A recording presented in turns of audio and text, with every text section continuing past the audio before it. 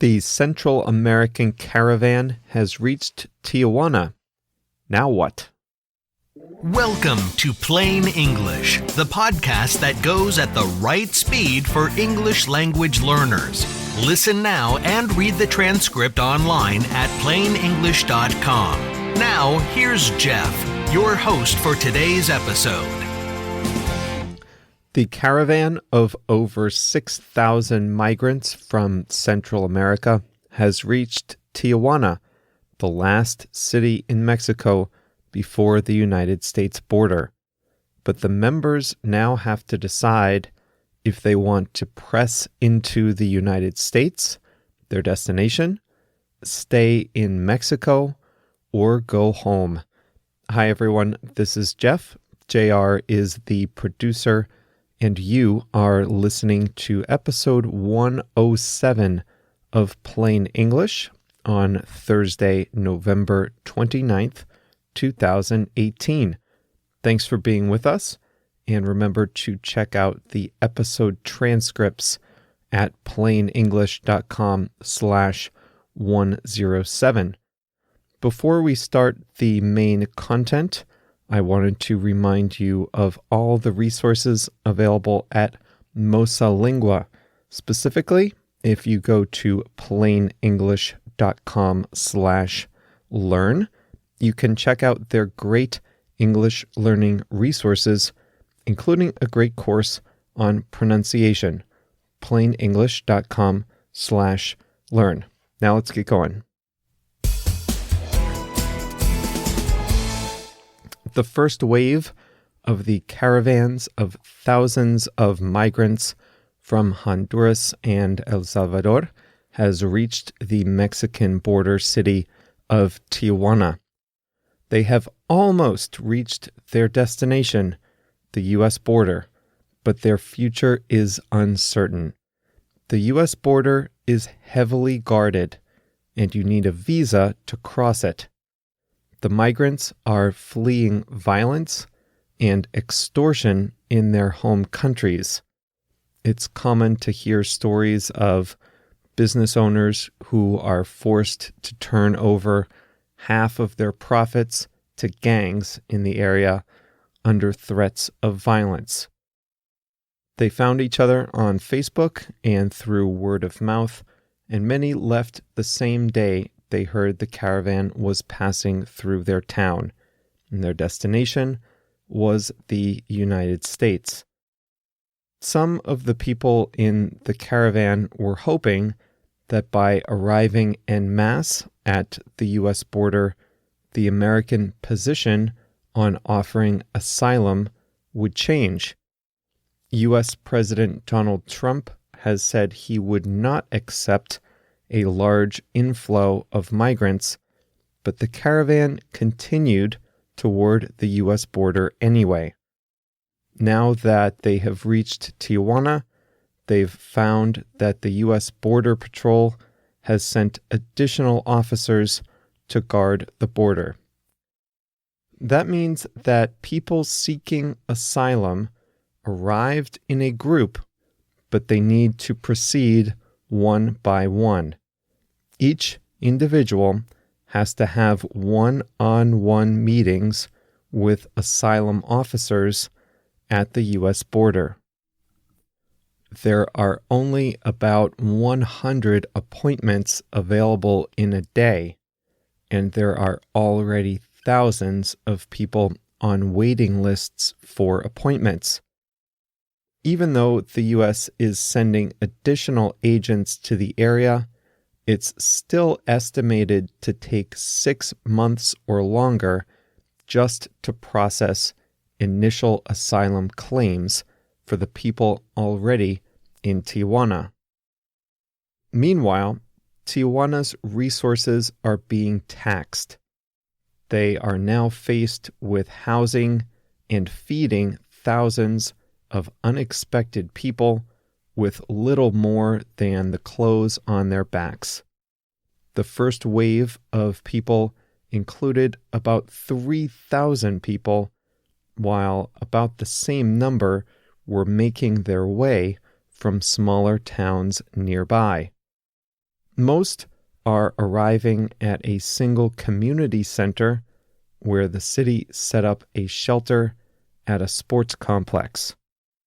The migrants are being given some supplies donated by volunteer and church groups, but basics like toilet paper, diapers, and basic medicines are in short supply.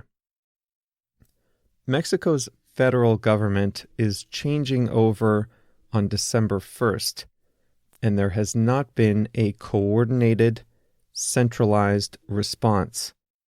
So Tijuana as a city has been left with few resources to handle the influx of new migrants. Some of Tijuana's 1.3 million people are nervous about the caravan's potential effect on their city. They saw stories of confrontation at the Mexico-Guatemala border and the recent arrests of about 60 people in Tijuana itself. Tijuana is popular among immigrants in general. The city welcomed thousands of people from Haiti in 2016 and 2017, for example. But this is a lot more people, and they've arrived all at once. The mayor of Tijuana, Juan Manuel Gastelum, said that the situation is a humanitarian crisis, and he has sharply criticized the Mexican national government for failing to deal with the problem. He has a point. Dealing with immigration and asylum and international relations is the job of a national government. The migrant caravan passed through many towns and cities in Mexico along the way, but as a border town, Tijuana will have to bear the burden of settling the thousands of people for potentially months at a time. That is beyond the resources of any one city. Think about it. The whole United States is wary of admitting thousands of people all at once. Tijuana has to do it as just one city. The U.S. and Mexican governments appear to have reached an agreement on how to deal with the problem. Members of incoming President Andrés Manuel López Obrador's administration have been working with the U.S. government on a deal called Remain in Mexico. Under the current agreements on asylum, the migrants would be eligible to apply for asylum in the United States and then stay in the United States while their claims are being processed. But under the new agreement, migrants would stay in Mexico and would be encouraged to work while their asylum cases are processed in American courts. You might wonder why Mexico would agree to a plan like this. There are several benefits to Mexico. First, business groups say there are 100,000 jobs available around the country for Central American migrants if they want them. Many thousands of those are in the assembly plants around Tijuana. Another more hard-nosed reason is that Mexico probably understands that the United States is not going to allow thousands of people to cross the U.S. border at a time, and Mexico doesn't want to become just a waiting room of stranded migrants with nothing to do. That situation would put strain on any city and could lead to violence and instability. Instead of dealing with that, Mexico would rather try to integrate the migrants into society. They are probably keeping an eye on the future, too.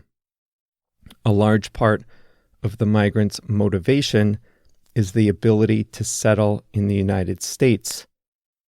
If they see that they would have to stay and work in Mexico, where wages are a lot lower, fewer might make the journey. The incoming Mexican president, AMLO, has said that the long-term solution is that people don't have to leave their countries and go to Mexico or the United States. He has proposed a program of aid and economic development for Central American countries. It's a tough situation. Today, I'd like to say hi to Jody, an English teacher in Barcelona, and all of his students. Silvana from Brazil left us a nice review on Facebook, and 2 listeners, one in Taiwan and one in Russia, left us nice reviews on Apple Podcasts. If you've got an iPhone, by the way, it would really help us if you left a full review on your purple Apple Podcasts app. Even if you normally listen on Spotify, you can search for us on Apple Podcasts. It's already installed on your phone, and leave a written review. That will help more people in your country discover the program. Some of your fellow listeners have tried out Você in the past few weeks. It's a comprehensive online language learning platform, Você. You can try out their main program, Você Web, which works on Chrome and on desktop computers or mobile devices. That's where you learn vocabulary, try out new situations, learn new words, things like that. But they also have a great pronunciation course that will help you improve the way you sound in English. For a lot of you, I know that's a really hard part of your learning process, pronunciation, and it's so important. I found that in Spanish, I know when I'm not saying a word right. You know how you sound, right? And it's frustrating if you know you're not saying something right, or if there's a sound you just consistently struggle with. So if that sounds like you, then you might check out the pronunciation course at Você.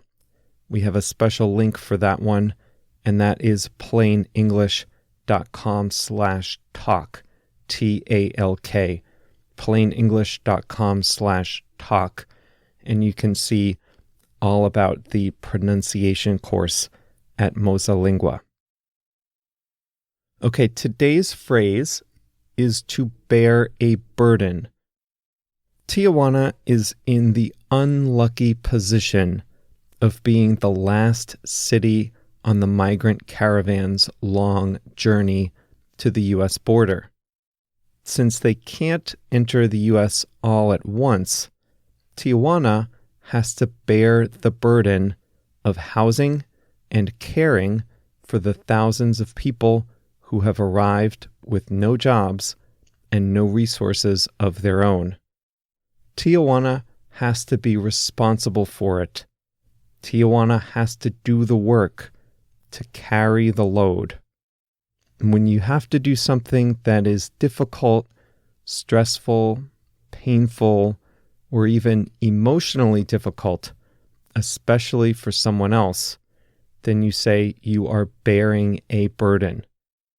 Let me try to give a few examples for you. A few years ago, there was a similar situation in Europe where thousands of people would come from Africa on boats trying to land in Greece and Italy. Those 2 countries had to bear the burden of many new migrants. Accepting asylum applications is difficult, and those 2 countries had to do it because they were the closest to the sea routes the migrants were taking. These tend to be difficult situations when you use bear a burden.